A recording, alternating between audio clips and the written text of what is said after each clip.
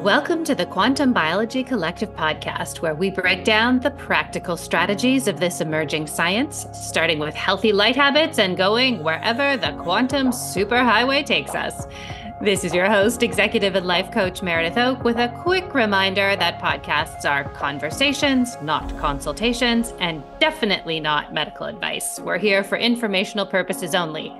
To follow up with our amazing guests, please do check out the show notes, and to stay in the loop with the QBC podcast, join our email list, also linked in the show notes.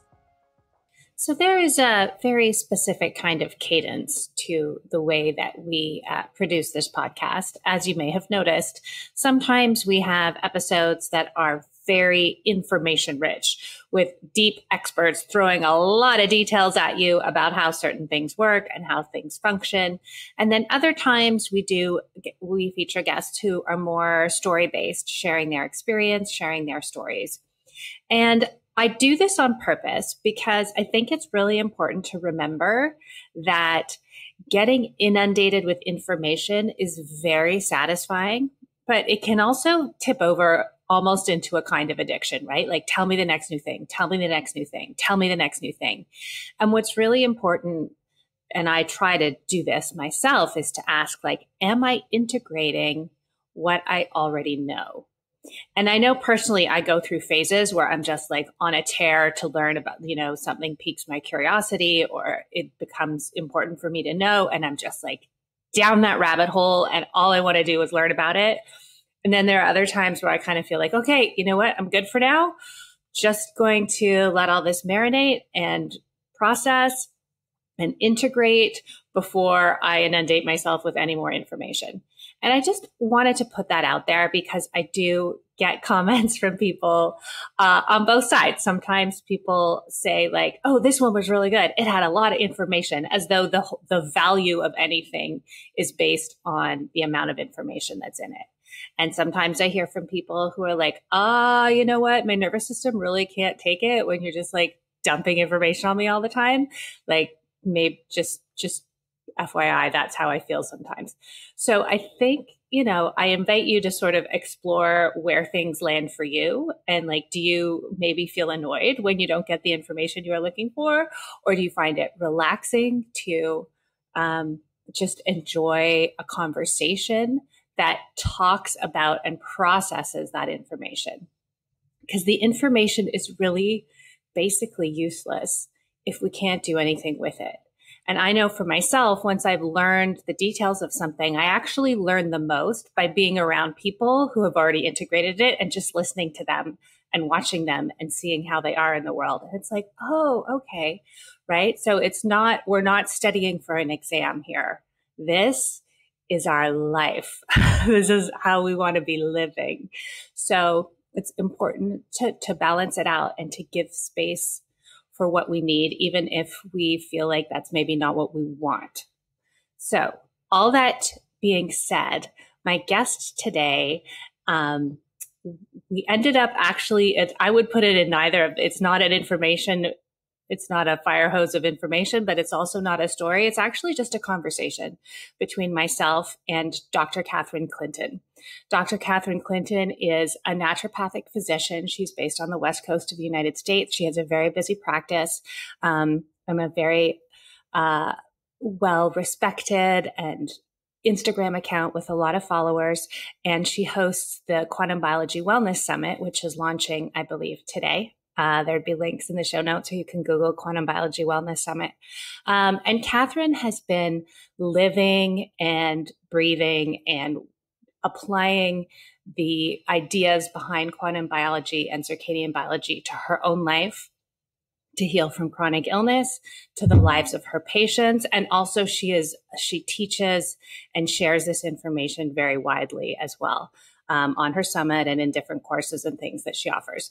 So Catherine and I first met in 2020 when I interviewed her for a project that I was working on.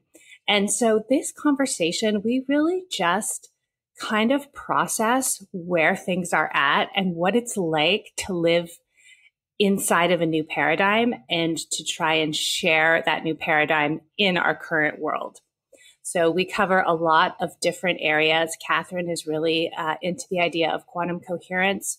So we talk about that a lot as well, of course, light and how it affects our biology, but also what it's like to be a person who's putting herself out there in the world to share information that is not always widely embraced.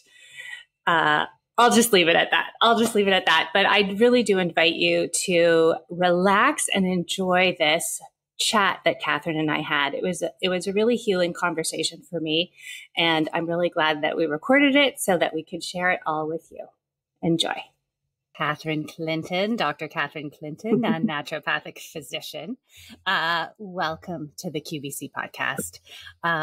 As we were just saying, I was just thinking about the first time I interviewed you. It was early 2021, and I found you on Instagram, and I was like, oh, someone who knows about quantum biology. And we were so excited.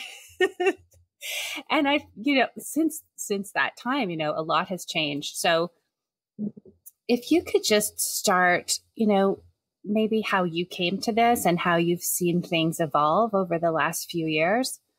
As this field sort of grows and emerges more and more into the public consciousness. Yeah, absolutely. It was so fun to find each other back then, right? It was like, I see you across the vastness of Instagram. But yeah, I think that quantum biology has grown and has so much more growing to do.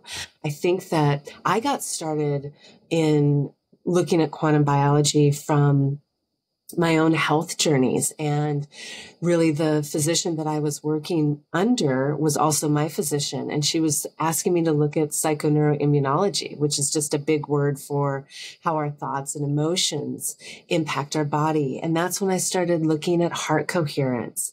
And that led to the work of Engel and Fleming out of UC Berkeley, and how quantum coherence in living systems sort of guides this wave information, right? And that's really what blew the doors open for me. And then it was actually Sayer G. I mean, we don't hear a lot from him anymore. He used to do Green Med Info, something like that. Oh, yeah. The pandemic was rough for him. And I think he's kind of scaled back his online presence, but he was the first one that said, for me, that I encountered, said that we're photosynthetic, right? That we can take light and turn it into energy.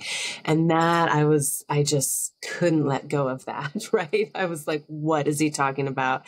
Diving into the research. And that led me to Jerry Pollack's work and all these incredible rabbit holes. But those two things were really the opening doors, starting with quantum coherence and heart coherence, and then the idea that light and water can be used for our health. And it's just an ever growing body of research that, normal people are talking about now, right? Like we've got, people talking about circadian rhythm, circadian medicine, at the same time as their outfits, right? So it's like starting to seep into regular life, which is really, really exciting. And I think we have a lot more growth to expand to this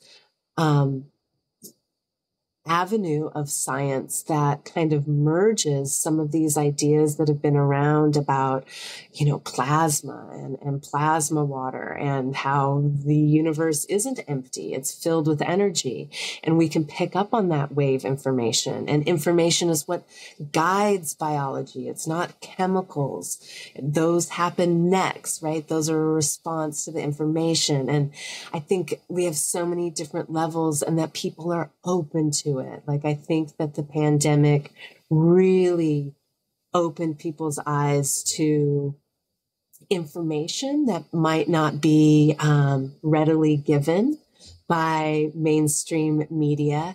and the impact, the huge, incredible impact that information can have on our biology. And so I'm really hopeful that it will continue to grow, that will, it won't be like this vastness across Instagram where you see one person talking about it, but it becomes this community and this sort of household thing, where our kids know about it, where they know like, oh, that feeling is because I need to put down my iPad and go outside. And, I'm really, really hopeful, but I do think, like we were talking before, that it might not be the smoothest road to get the information out there.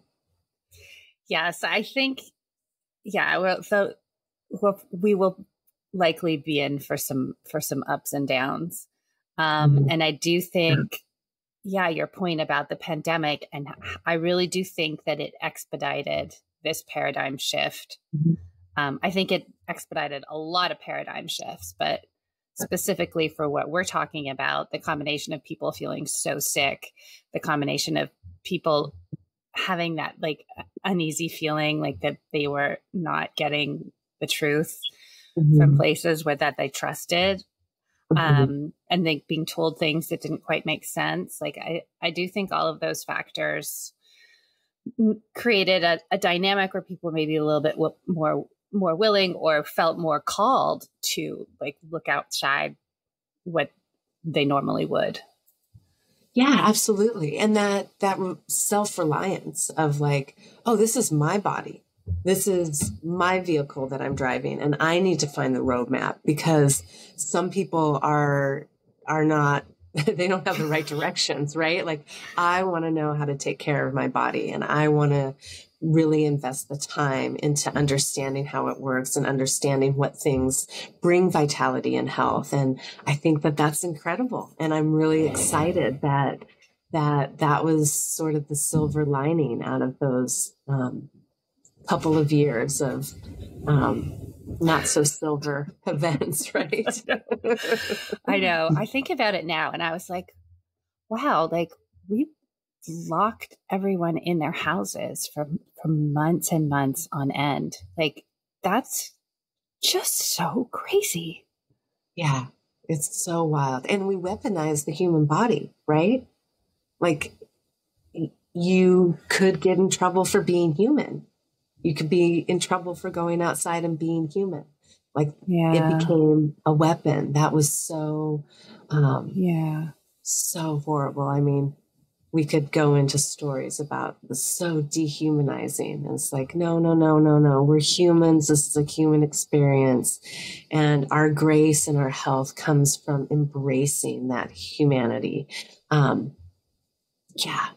I am really hopeful that that experience has opened us up and opened us, us meaning not just the few people talking about this, us as a greater collective really opened us up to understanding that there's so much more to health and vitality and wellness than the previous checklist and model that we've been given, right? This chemical mechanical model is just a piece of it, that there's this vast language of frequency happening and information really runs the body. It's incredible. And I'm really excited for the avenues that this can open up, right? Like I was talking with someone about, fascia, and we were talking about it being a quantum communication highway and all of these things that we love to talk about.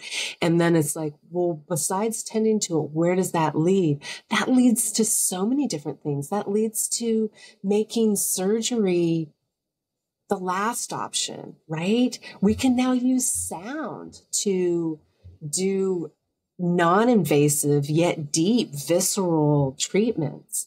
And that doesn't leave a scar. It's not scarring the fascia, right? It completely changes our paradigm of like, what makes the body run? What do we have to prioritize? It isn't just, this Medicaid and surgery model. We have to expand that view. Yes. And that's what I love so much about the quantum biologic model, right? Is it opens up the possibilities, right? That's how I came to it as well. Like I felt like I just like hit the wall and I wasn't well and I wasn't feeling well. And there were no, like I'd exhausted all the available options, but all the options except maybe for acupuncture were like based in a chemical model, like even the food and the supplements and all of those things. And so then when it was like, oh, what about light? What about this? It's like, oh, there's so many more things to think about. Thank goodness. Yeah. Thank goodness. It's, it brings, I think that brings psychological healing too, because when you're unwell, you're in a chronic situation and nobody has any answers and you feel like you've done everything you possibly can, it's really demoralizing and depressing. Yeah. Yes, absolutely. Absolutely. And to really approach a psychological healing model from an energetic perspective just is completely different, right? Than this, like, okay, you have a chemical imbalance and we'll try this. Oh, that didn't alter it. Okay, we'll try this. Oh, that didn't alter it. Okay, we tried this. Oh, it helped a little bit. Okay, that's all you get is that little bit. But understanding that we can utilize this information of light, sound, our water within us, frequency information in the fields around us, and just even this idea of being a part of this flow, right? It isn't a device that we get this information from. It's the world, right? The solar radiation coming into our environment and sending all those photons of information throughout every plant and animal and human on this planet. And the more we stand in that, the more we stand in our place on this earth as humans, in that flow of information, in that seasonal flow of information, in that rising and setting of the sun and the darkness, all those things are relationships. And I have not seen one patient with psychological issues, with autoimmune conditions that are really heavily influenced by psychological well-being or not well-being. I haven't seen one of them not have this lack of safety or this lack of belonging, right? And so this quantum biological approach puts us in this huge interconnected web of relationships that don't depend on maybe our dysfunctional family or our work environment or the moods of the people that are near and dear around us, right? Because we're always in flux. It depends on the rising and setting of the sun, the earth beneath our feet. It's these constant relationships that are always welcoming us, that are not judging us, asking anything from us except that we be in relationship with them, right? And so I think that has a huge impact beyond even like this list of like, okay, here's what light does with our neurotransmitters and our hormones and, all these different things. It gives us a relationship that so many of us are really desperately seeking in life. That is such a beautiful way to express it. And so true. And when you start to engage with these practices, there is like that shift and you're like, oh, here I am.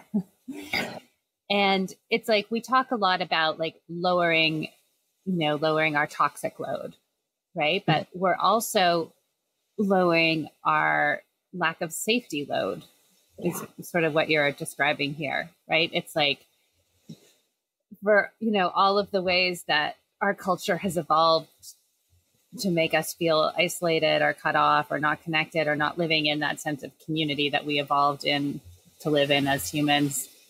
We're putting that foundational layer back in where it's like, at least I belong on this earth.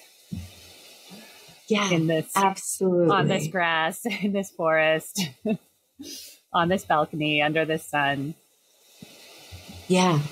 And that's something that nobody can take away, that a diagnosis can't take away, that, whatever it may be that is affecting us tremendously sometimes at any given point, that's still remains. The sun will still come up. It will still warm our face. We will still get that darkness and that silence and that solitude. We will still have, it's like the unconditional love of a parent, right? That's how we are meant to thrive. We have an upset.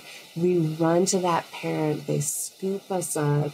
Unconditional love, unconditional safety. We are where we belong.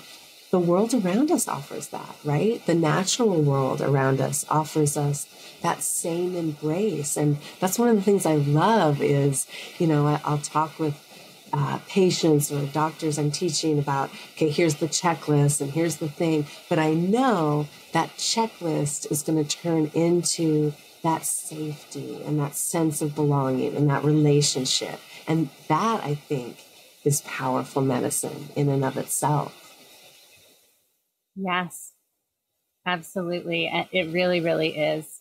And it can be subtle at first, but it does take over. And it's something I've noticed when I do these podcasts. Like sometimes I'll have like people who are just like, they talk really fast and they give a lot of information. And I try to mix up the episodes, and I do this intentionally.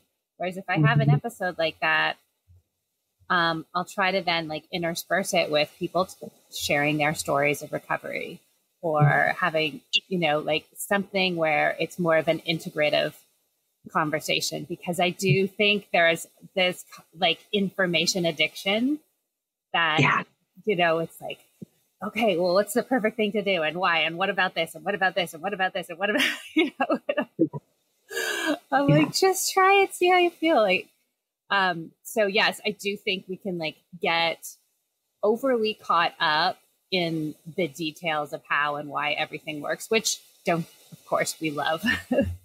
and it's important having that, being able to explain the mechanism of action, I think is what, validates all of this. But we do need to balance it out with just being like, like you were saying, doing a post where it's like, oh, la la la, I'm not doing any research links. Yeah, totally. Just go outside and twirl around. Totally. No, I love to post the research. I want people to feel how validated this information is, but I'm like, okay, this post and just go outside and twirl around. Like I think we were talking about, I posted something about water being a fractal antenna, and it's just my voice, and I videoed this like swimming pool and the water and the light dancing. And it was just like, no science. Just contemplate that for a minute. Yeah. And let it mean whatever it means. And there's a part of our brain that's like, well, what does that mean? What do you mean fractal? What do you mean antenna? What's happening? What's down there? Blah, blah, blah. But then we can also go to that other part of our brain that's like, ooh, and just let that mean whatever it means creatively, artistically, symbolically, and not, the science is there. You can go check it later, but just like, let it be an experience. Like, oh my gosh, if water's a fractal antenna and I'm filled with water, what am I downloading right now? Yeah, absolutely. Well, and if we talk about quantum coherence, that doesn't come from facts, right? It doesn't come from like, okay, I've memorized all of this information and now I have quantum coherence. It's like, no, that's a feeling. That's a state of being, right? And so we have to be able to balance the two, because of course we want to know all the information. And we want to be ahead of the curve, and we want to know the latest, right? And yes, absolutely. I'm right there with you. But at the same time, we are humans, and we do have that emotional state for a reason. And I think part of that reason is because it can entrain such a beautiful state of coherence in the body that comes from emotions, that come from the awe of, wow, I am a fractal antenna, without thinking about it, right? Just being in awe of what it means to be human and to be here. That state creates a completely different biological state in our body. And we can go hardcore science on that, or we can just be in awe of what it means to be human. Yes. And to experience those relaxed, appreciative, awe-filled energy states, because that is a frequency. And if we're an antenna, are we also a broadcaster? So like, what are we putting out there? And if we don't ever just relax and like let the information come in, it's like, you know, when the bucket's overflowed, you can't put any more water in it. Like at a certain point, the information has nowhere to go if we don't also enter into those other states where we let it kind of percolate and integrate and settle. Yeah, absolutely. Absolutely. The duality. Yeah, the left brain, right brain. And yeah, it's interesting that we're talking about this, right? Because this field does pull in people who are very, very left brained, and also people who are very, very right brained, right? And the sort of people who come from the energy world and the psychoimmunology world, and they're like, oh, well, we've known all this forever, but okay, wonderful. Now there's like a validated scientific mechanism of action to explain how and why. And then the people coming from the math and more math oriented, structured biochemical world, they're like, oh, well, if there's a mechanism of action, then then good. But it is somehow a space, because it is such a holistic paradigm. It brings in everybody. Yeah. Right? Like you don't find those math sciencey people in a Reiki class, right? But this is like pulling in from all directions. And now we're all talking to each other and sharing our strengths and supporting each other and balancing each other out. Yeah, absolutely. And I think it breeds a crossover too in a person, right? Like my undergrad was in philosophy, and I did everything I could to not do math, science. And then when I wanted to go to naturopathic school, I had to start at Math 95. I was like in a class with all these kids, and I was like, oh my gosh, what am I even doing? And so you have to like kind of breathe that. And it wasn't maybe in the last 5 years, I was like, I'm not a math person. Geometry, I'm not into that. And I was talking to someone and I was like, but I really like my brain works in spirals. It doesn't work in these kind of like geometric patterns. And they were like, a spiral is a geometric pattern. And that just led me down to this rabbit hole of like form. And what we talk about a lot in quantum biology is really this movement of energy and the geometric, sacred geometry, or just geometry of form, right? Like form and function, and how a cell membrane forms and how a cell differentiates into other cells. It is the form that is giving space for that energy. That energy is informing that shape. So I think that right brain, left brain in quantum biology, it starts to push us to embrace both, right? Because like I said, I was like, oh no math, no geometry. And now I'm all about like, oh, it's these holographic geometric forms that bring in the wave information of light and electromagnetism. And, so it's an incredible expansion of our own, I'm left brain, I'm right brain. Quantum biology really allows us to expand and embrace both. Yes. Yeah. And calls us to cultivate those parts of ourselves that we're like, oh no, that's not me. Or, oh no, I have full disdain for that. It's like, it's a real mind breaker, right? Like whatever it is that you are against, where you are being called in to integrate. Yeah. It's so beautiful. That's so interesting. Beautiful. Yeah, I hadn't really thought about it like that. And so then, of course, like back to our earlier conversation about the paradigm shift and all of the,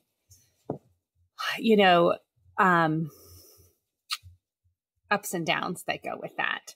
So I think like we live in an incredible time, right? Like we can just be here on the internet and have this conversation and post it to like a gajillion people, and anyone who wants to can watch it. Like it's truly crazy. Like we grew up in the broadcast era, right? Where it was and I remember watching like the broadcast channels become cable, and it's like, oh my goodness, there's like 50 cable channels, right? And now like my children, it's like every single teenager has their own broadcast channel, should they so choose, right? Like it's just, I think it's like a technological kind of encapsulation of of who we really are, which is that we're all sovereign beings and we all do have our own communication channels, and technology is just catching up. That being said, the people who are used to having a lot of control over it, might not be on the board. And particularly when it feels like new paradigms are gaining traction. Yeah. So you were just telling me about an experience you had on Instagram where you've been posting for years, really beautiful. I mean, talk about combining all the things, right? Like your Instagram posts are very beautiful. They have a lot of emotion to them. And then in the caption, you're like, here are all the studies. La, la, la, la, la, right? And so your account recently got in trouble. Like, what happened? Yeah, absolutely. I was flagged for sharing false information, misinformation. 14 of my posts were flagged for talking about easy structured water. And they all had the research in the posts. Sometimes I post the research in the comments, but I definitely talk about it in the caption. But like the PMID or the actual citation might be in the comments, but they were all talking about structured water in the body. Okay. How when water comes against hydrophilic surfaces like our cell membranes or fascia, it creates this different structure of water. And there was a fact checking, kind of easy structured water is snake oil kind of fact check that was published. And then many of my posts were flagged. Now, my account is restricted for 90 days. I can't reach new followers. If anyone goes to follow me or tag me, it has that, are you sure you want to? She's sharing false information. And it's just such an incredible reminder of the power that mainstream media has. I mean, they really just said, okay, we're picking this topic, we're creating a fact check, and we're censoring people. And it was sort of a targeted censorship too. And I think that my tendency is to be like, oh, it's just, those bots, it's so crazy, just keep going. But at the same time, I talk a lot about how we can act as antennas for information that guides biology. And this information is free and it's out there and we can access it for our health. And it goes even further than that to this kind of, different paradigm of how the world works, that it isn't just this mechanical model, that Earth isn't the center, that it's really this electric universe of information that is constantly in flux and that can communicate with the electrons and protons and water within us. And so I can understand why people might want to censor that. And it's really unfortunate. We were talking a little bit about astrology and I was like, did they say it's going to be a smooth road? Because I was sure would like to hear that. But no, they did not. They did not promise a smooth road. Yeah. Yeah. And that's, if you look at the history of science, that's what we're talking about. We're talking about Bruno and Campo di Fiore burned because he thought that the sun, was the center of the solar system. Right. And just, we can just go back to almost all groundbreaking scientists, and how they were ridiculed and vilified. And so I'm just trying to accept that this information is rocking the powers that be, and that I just need to spend my 90 days in Instagram jail, just kind of, tending to my YouTube account and my new X account, and, just shining my light somewhere else during this time. Because, if they can do that, that is not a controversial thing in science. Every single cellular biologist would tell you that the structure of water against a cell membrane has a different organization. And they can call it different names: cell-bound water, interfacial water, biological water, organized water, structured water, easy water. There's so many names. Some of them are more controversial than other ones, but they all are talking about the same thing. And that can be censored is just a testament to what we're up against right now when we're trying to bring in this new information and this new shift in medicine. And it's really unfortunate because it doesn't have to be like this. It can go hand in hand with the current model. It can be an exciting expansion. It doesn't have to mean that side completely topples. In fact, we wouldn't understand life if we didn't have that chemical mechanical model. We're just adding a different layer that explains it even more. And if we could come to a collective understanding that this is for the greater good, and it's not negating, it's expanding and enriching. But I don't know if everyone sees it that way. Well, clearly not. Yes. And there is that, I think, in the, we were talking about how being in nature helps us feel safe, and we integrate psychologically and emotionally. And for people whose minds have not done that, there tends to be a very black and white thinking. So the arrival of new information is an automatic negation of what I believe, because I can't hold two true things in mind at the same time if they're not the same. And I think you actually posted about that at some point in the last year, right? Like this idea that two things can be true at once, even if they seem to be at odds with each other, they can still both be true. Yeah. Yeah. That upset people. It's, the things that upset people. It's so wild. And I think that the way that information is given too. So this idea that that we are energy beings, right? If I say that we're energy beings, that our cellular function runs on information, our cells communicate in light and information, people are like, get her. But if somebody else, a cellular biologist, we see clearly tons of emerging evidence and hardcore researchers that are saying, no, our cells communicate with EMF. That guides their behavior, their movement, differentiation, how a cell becomes an elbow or an ear. Those articles aren't censored. Those scientists aren't censored because there's still this line of science is science, and the metaphysical is something to not mix with that. We absolutely don't say that. So when I say we're energy beings, people take that as like, oh, she is getting out there. She's crossed the line, like she's gone woo. She used the wrong vocabulary. Yeah.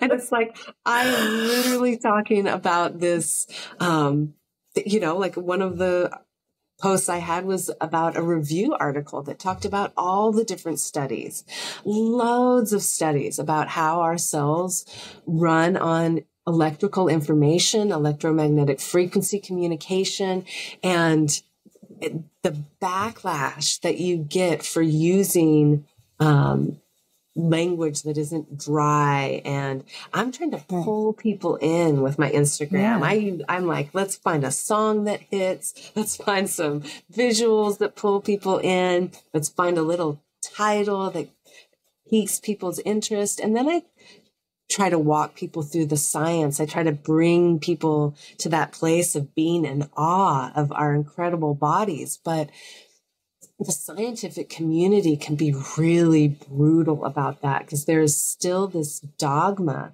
that exists that you can't have a conversation about science and metaphysics at the same time, right? And it's so unfortunate, because we know that just that, having a metaphysical component to our life, having a spiritual component to our life, whether that's religion, a belief in something bigger, whatever it may be, that in and of itself has healing characteristics. So the fact that we're not allowed to have them even touch is so telling of why we're in one of the biggest chronic disease epidemics ever known to humankind. It's unfortunate. Right. And yeah, because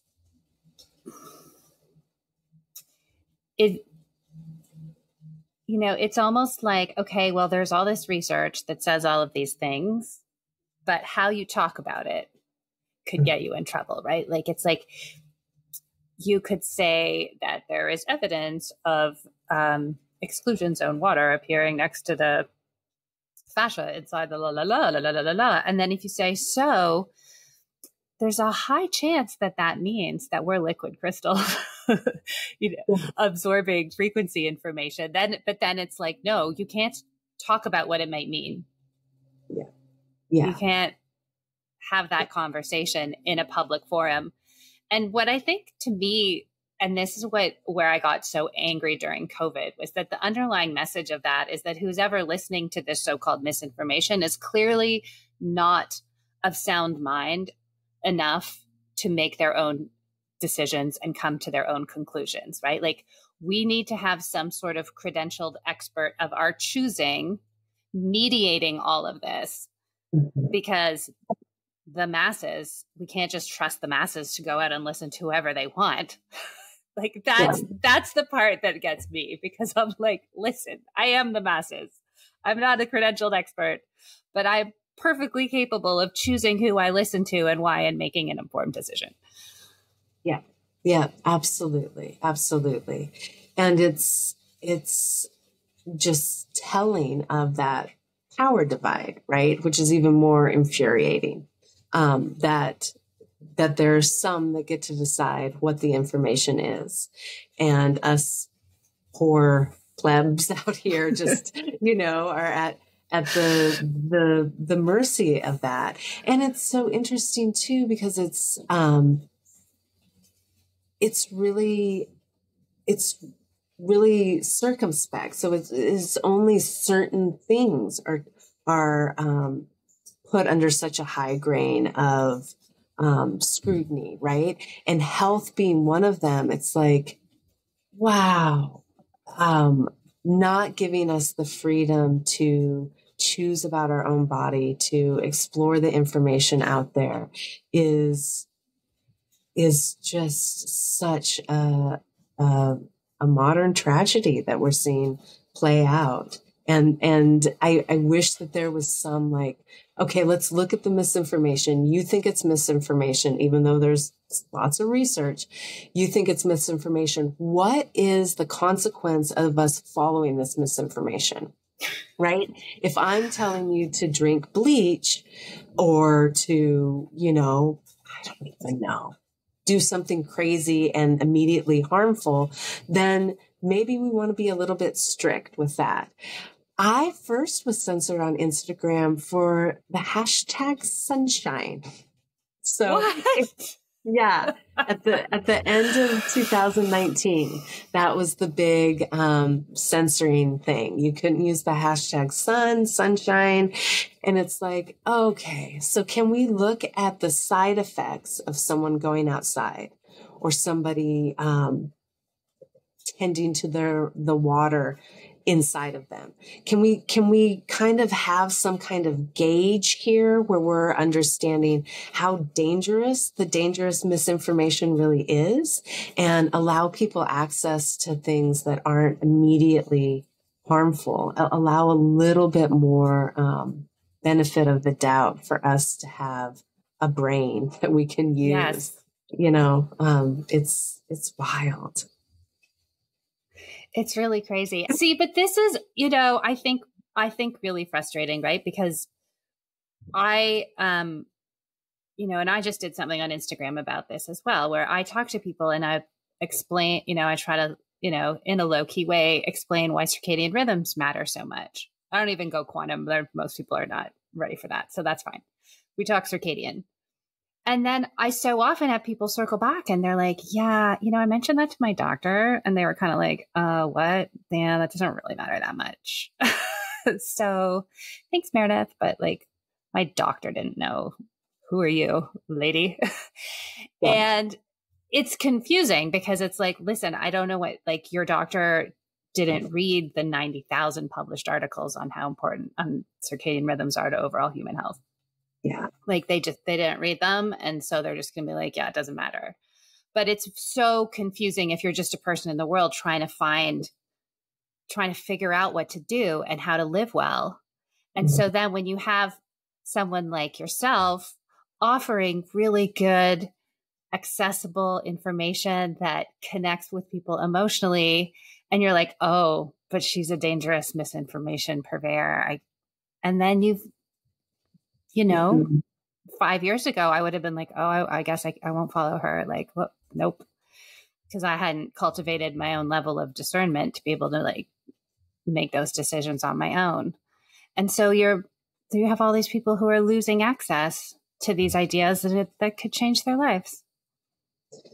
Yeah, absolutely. Absolutely. But what's the course of action? Just to keep going, right? Just to keep going, keep working, keep spreading it, play by the rules and not talk about those words together.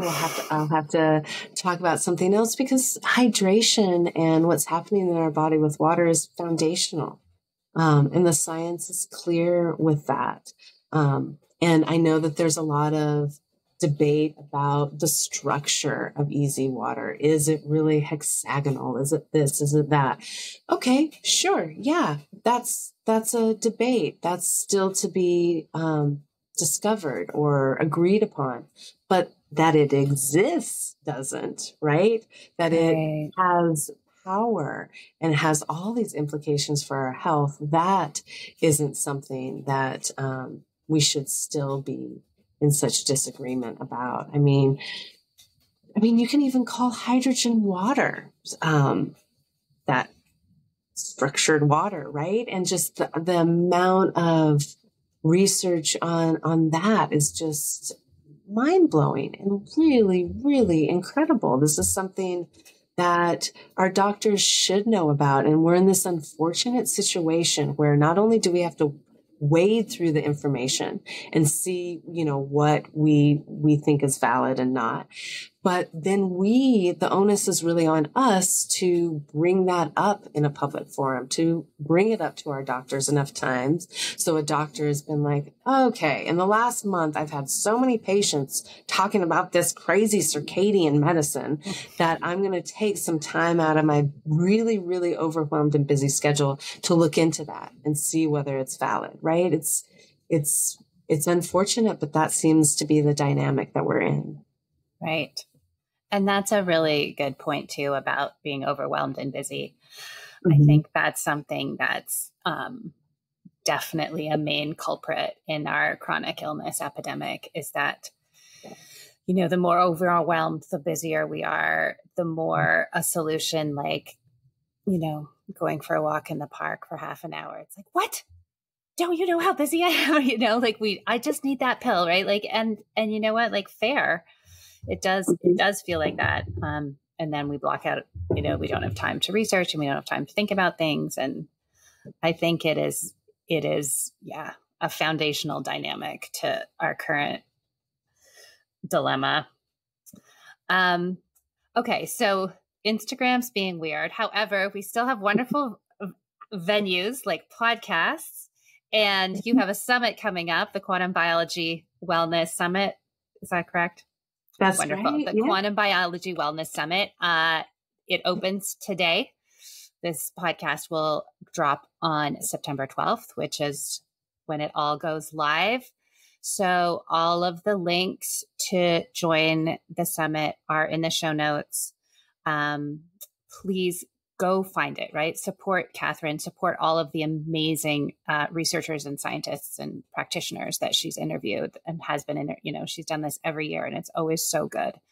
So give us a few highlights or talk to us about the summit a little bit. Absolutely. It's just a way to bring this information out, right? It's free. I talked to a wide spectrum of people from Gerald Pollack to Dan Winter to yourself, Meredith. We had a great conversation.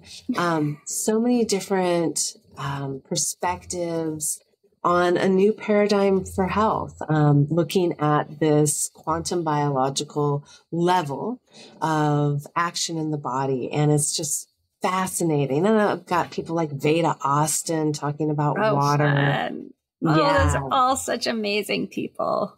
Yeah, really fun. Veda and I had a lot of fun talking about dew and plasma. She was like, dew does this. And I was like, well, plasma does the same thing. So it was really wow. So cool. It was fun. Okay, now you're going to have to tell us just a tiny bit about plasma. My people will write me and be like, why didn't you say more about plasma? That sounded so interesting. It is. Tell us your take on plasma. Well, it's something that, like Aristotle talked about ether and plasma and this universal energy. It used to be an element in the periodic table, right? But now we understand plasma as that fourth phase of matter, right? It's not solid. It's not liquid. It's not gas. It's this charged gas, this charged collection of ions and electrons and protons. And it exists throughout the universe, but it exists around our Earth, right outside that magnetosphere. Some researchers believe that it exists in our body, right? Melanin being an incredible source of plasma, of bioplasma, because when that molecule of melanin is surrounded by this different organization of water. And when light strikes melanin, it can split that water into molecular hydrogen and molecular oxygen, and create this plasma of charged electrons. And just like we see in a benzene ring, right? The capacity for those pi electrons to get excited with light from aromatic amino acids, so many different things in the body, right? Have that benzene ring molecular structure. And it has those pi electrons, meaning electrons that are not really tightly bound. They can be excited by light, for instance, and they can move throughout the body. And that seems to be this plasma body that we have in the body that we can affect with different waves of information, whether that's light or sound or electromagnetic frequency. It's fascinating. Wow. And it goes from like plasma scientists that are researching it in our universe, right? We used to think that the universe was mostly a vacuum, was mostly empty. Now we know it's filled with plasma, and people are applying that to the human body and this capacity for example, like melanin to be a semiconductor, or even a superconductor, where electricity and information can just go right through it without resistance due to that plasma state in the body, those charged electrons, those charged protons and ions. It's so fascinating. Oh my gosh, it really is.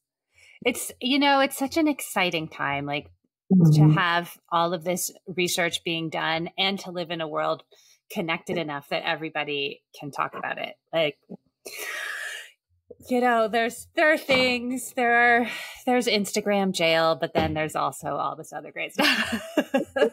Yeah, exactly. Absolutely.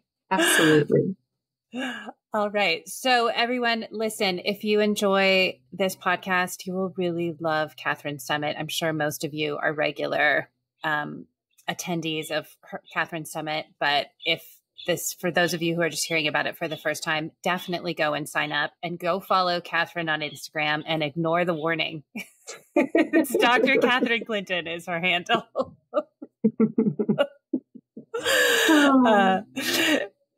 And drcatherineclinton.com, you can find all the things there, but we'll put all the links in the places where you can find them. Catherine, such a joy to talk to you. Always a pleasure, Meredith. I just adore you and I love what you're doing. So thanks for having me on today. Thank you. Any last little words before I hit stop?